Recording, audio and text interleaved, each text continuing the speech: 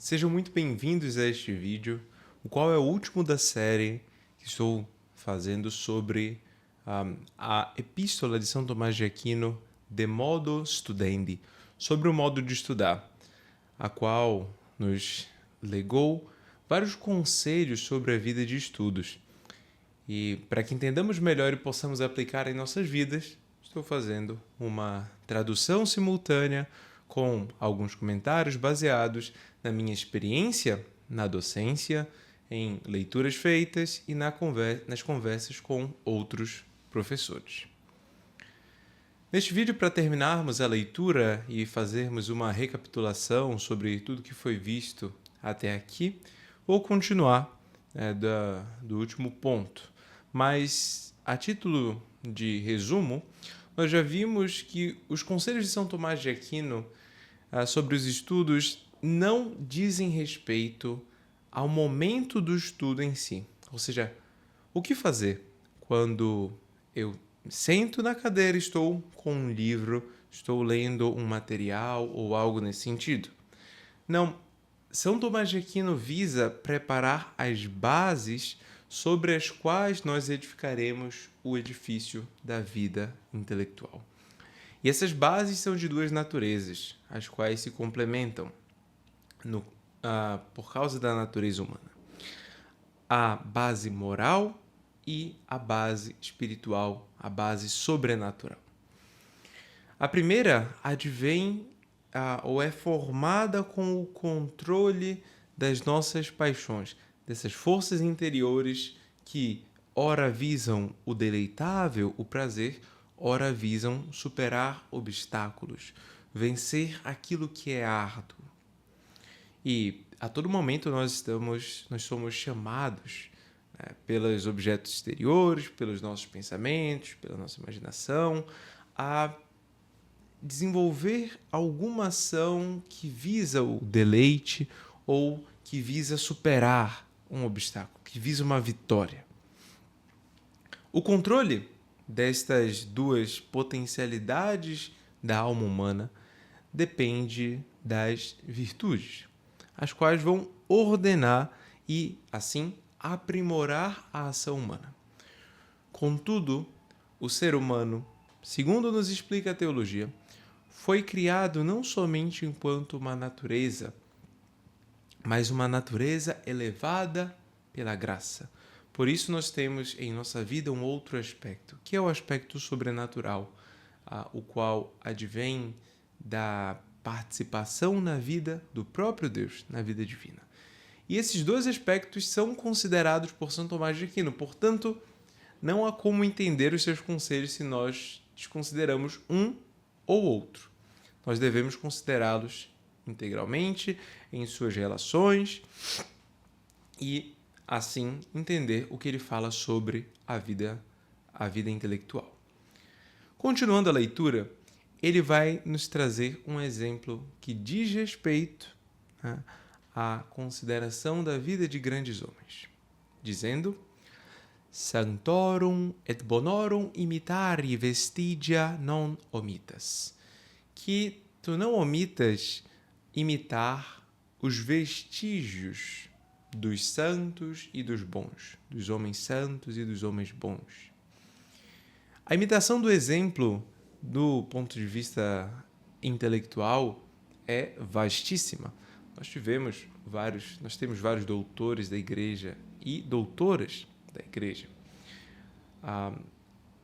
cujas vidas são modelos excelentes para os diversos estados de vida, como um São Thomas More, o qual foi um homem cultíssimo, tinha um latim muito bonito, mas conhecia também a filosofia, a política, e um São Tomás de Aquino propriamente. Temos um Pedro da Fonseca, por exemplo,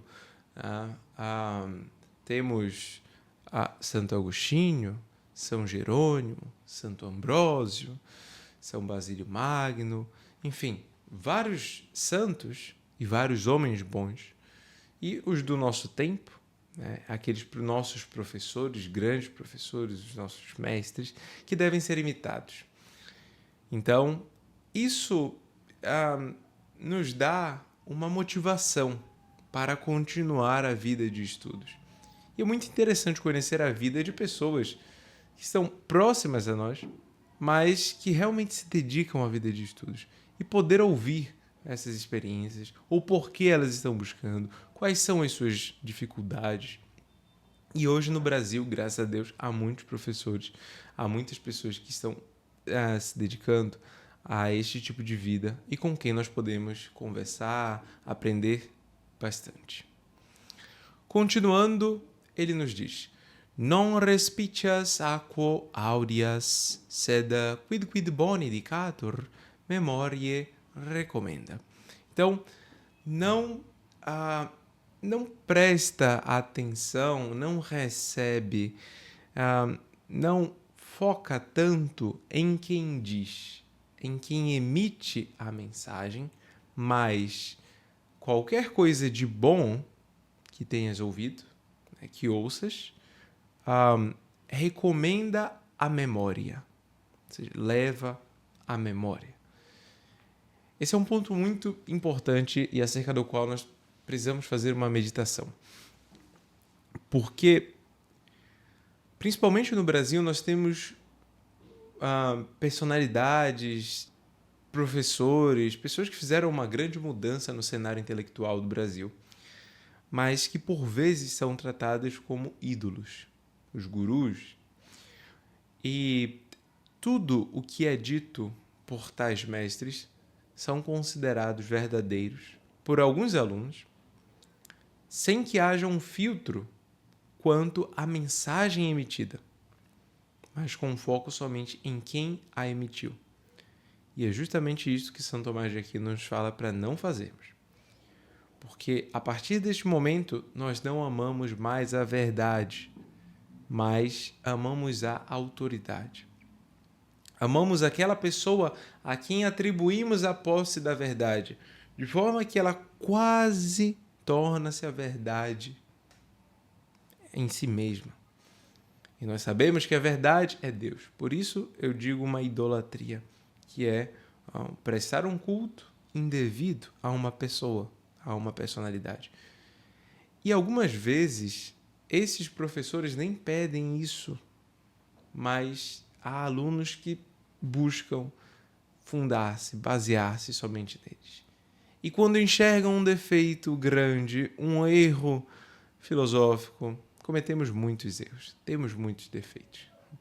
Aí há quem se desiluda e há quem queira deixar todo este meio, toda a vida construída, os estudos de nada servem, porque eles não levam à bondade da pessoa, temos de rejeitá-los, enfim. Ou seja, são considerações apressadas, mas baseadas em uma falsa percepção de quem era o modelo propriamente. O nosso máximo modelo para todas as coisas deve ser Cristo. Os outros são modelos que participam da bondade e da perfeição de Deus, mas são seres humanos. Erram. Por isso, nós temos de considerar com grano salis, com um grão de sal, ou seja, considerar dando a boa intenção, né, sempre, em primeiro lugar, após retirarmos um tempo para meditar sobre os erros das pessoas, enfim, todos nós cometemos. Mas não podemos achar que as pessoas são infalíveis em sua vida pessoal. Né? E quanto mais em sua doutrina. Especialmente aquelas que são os nossos mestres, os nossos professores.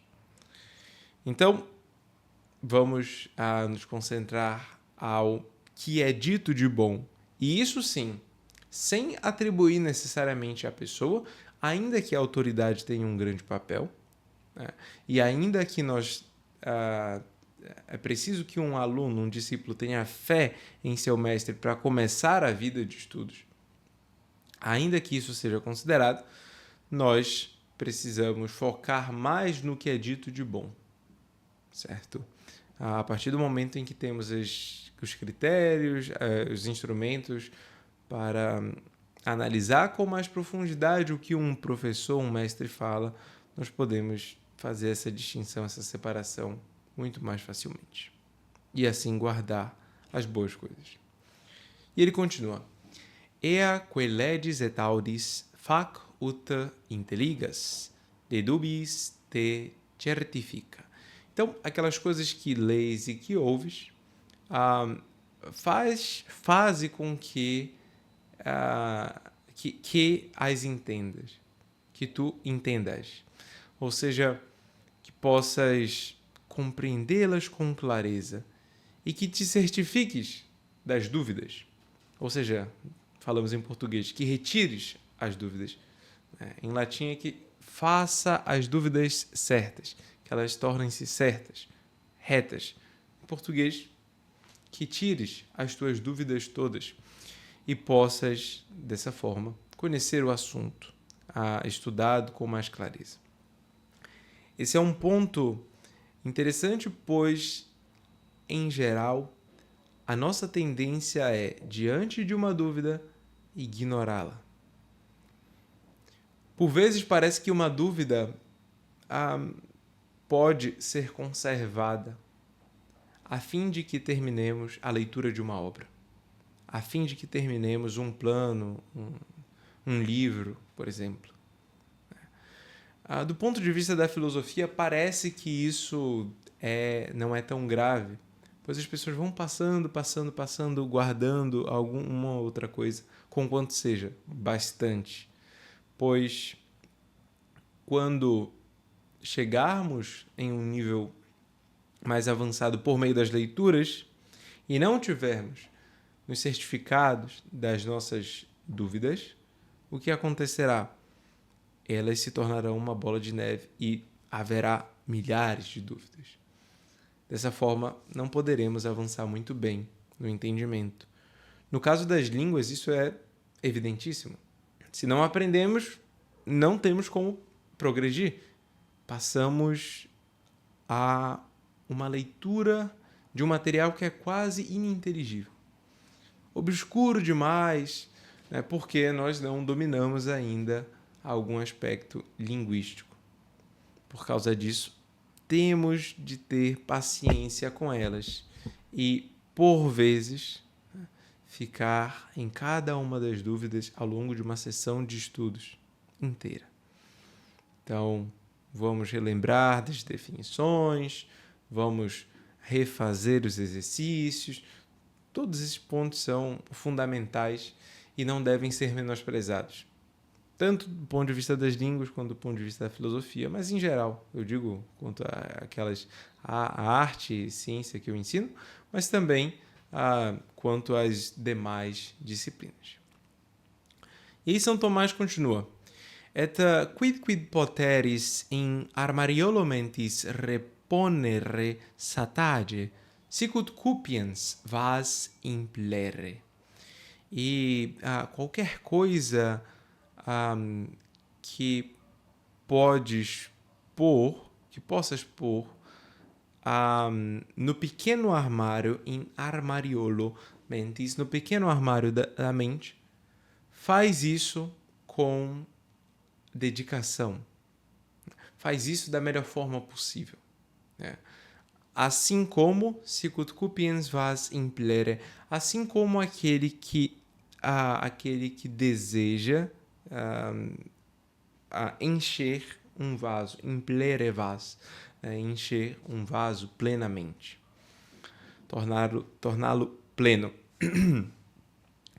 Então, assim como aquele que está lutando para retirar a água, ou colocar sal, ou colocar terra, preencher um vaso, e precisa fazer um esforço para derramar ali o conteúdo que o preencherá, da mesma forma nós devemos preencher a nossa mente com aquilo que estudamos. Percebam que há um progresso nos conselhos. Primeiro, São Tomás de Aquino nos fala para entendermos um assunto, para tirarmos as nossas dúvidas, e dessa forma, deixando desta forma, o assunto bem claro, bem cristalino. E depois o que devemos fazer? Guardá-lo em nossas mentes. Parece óbvio, a ordem parece ser óbvia, mas não é isso que fazemos muitas vezes.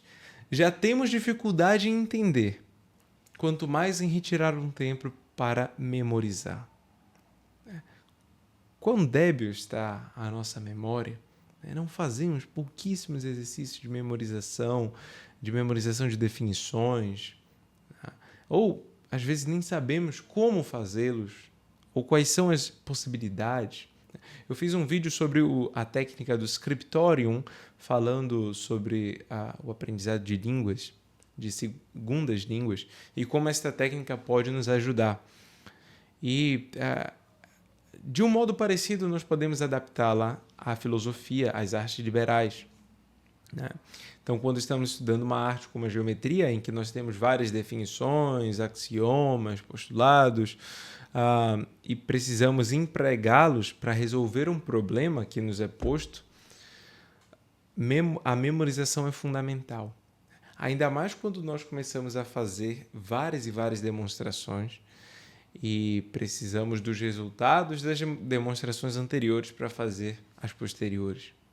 Então, por causa disso, a memória deve trabalhar bastante. Nesse sentido, nós devemos encher o pequeno armário da nossa mente com essas nossas conclusões, com este assunto que já foi compreendido. E tentar, e repetir, e depois revisar, né? Como memorizando algum poema, né? Isso nos ajuda muitíssimo. Músicas, poemas, quanto ao aprendizado das línguas estrangeiras, porque aí nós temos algumas estruturas para repetir. Nós temos em nossa própria língua. É claro que a facilidade, dependendo do conhecimento que nós tenhamos dela, de brincar com essas estruturas é muito maior. Mas em outras línguas isso pode se tornar também tão fácil quanto, né? E, além disso, né, termina São Tomás de Aquino dizendo: altiora te ne quaesieris,